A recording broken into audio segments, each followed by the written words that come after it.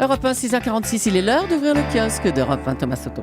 1 + 1 = 1. Ce sont les régions et les projets de fusion de François Hollande qui se taillent la part du lion dans vos quotidiens ce matin. Le défi de la fusion, titre Paris-Normandie, qui se demande si les deux Normandies, la haute et la basse, vont devoir s'unir. En fait, chacun se demande ce qu'il va arriver chez lui. Quel scénario pour la Champagne-Ardenne, s'interroge l'Ardennais. Les craintes ravivées autour d'une éventuelle disparition de la Picardie, explique le Courrier Picard. Hollande veut-il la fin du Languedoc-Roussillon, s'inquiète le Midi Libre. L'Alsace et la Lorraine peuvent-elles s'unir, s'interroge l'Alsace, alors que le journal de Saône-et-Loire annonce déjà une Bourgogne fiancée à la Franche-Comté. Les titres nationaux ont forcément une vision un peu plus globale des choses. Hollande rebat les cartes, nous dit Metro News. Il met les régions au régime pour Direct Matin.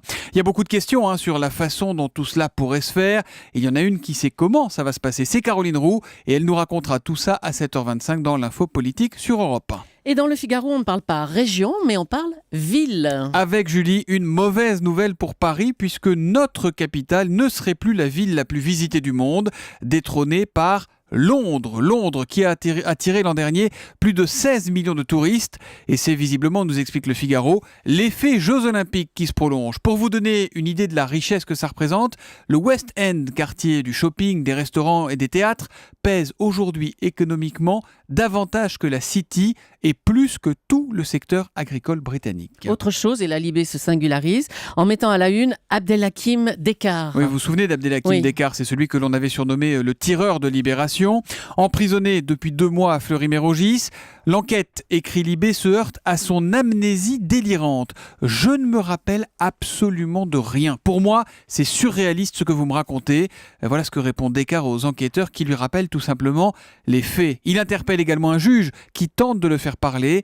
Si vous me libérez sur le champ, lors de l'épuration, on en tiendra compte.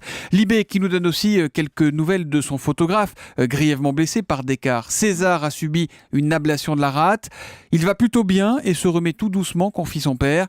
Mais il ne veut pas parler, car évoquer la scène du crime lui donne des cauchemars et des visions d'images chocs. Lui, visiblement, contrairement à Dekar, n'a rien oublié. Europe 1, 6h48. À la une des régions, votre rendez-vous chaque matin avec une actualité régionale. Bonjour Marion Calais. Bonjour Thomas. Aujourd'hui, un dossier hors norme et ça se passe à Toulon. C'est ainsi que Var Matin évoque cette affaire terrible de délaissement d'enfants, des petits âgés de 4 mois, 1 an et demi et 4 ans, laissés seuls par leur mère au domicile familial. C'est l'ancien compagnon de cette femme qui a donné l'alerte samedi soir. Derrière la porte close de l'appartement, il entend des cris, prévient la police qui défonce la porte et là, c'est une scène tout simplement terrible qui s'offre à eux. Le bébé, né en septembre dernier, est retrouvé dans un lit en état d'hypothermie à côté d'un biberon froid. Et ce n'est pas tout, raconte Var Matin. Les 2 autres enfants, eux, sont attachés au lit, entravés par les pieds. L'un d'eux a même le sol sur une simple couverture. Aucun signe donc de la mère dans l'appartement. Elle est arrêtée en état d'ébriété. Le lendemain matin, la jeune femme de 25 ans était partie à Marseille pour la nuit et elle aurait expliqué avoir laissé de quoi manger à ses enfants dans leur lit. Le problème, c'est qu'en décembre 2013, le mois dernier donc, elle avait déjà été condamnée à 1 an de prison avec sursis pour des faits similaires, bien que moins graves, dit le journal. Aujourd'hui, elle est mise en examen pour délaissement et violence sur mineurs de moins de 15 ans. Elle encourt jusqu'à 7 ans de prison. Les enfants, eux, en bonne santé, ont été placés auprès des services sociaux. Elle avait été condamnée à 1 an de prison pour des faits similaires et elle avait encore la garde de ses enfants. Et c'était en décembre 2013, 1 an de prison avec sursis. C'est évidemment une affaire sur laquelle nous allons enquêter sur Europe 1 et c'est à lire dans Var Matin. Merci Marion Calais.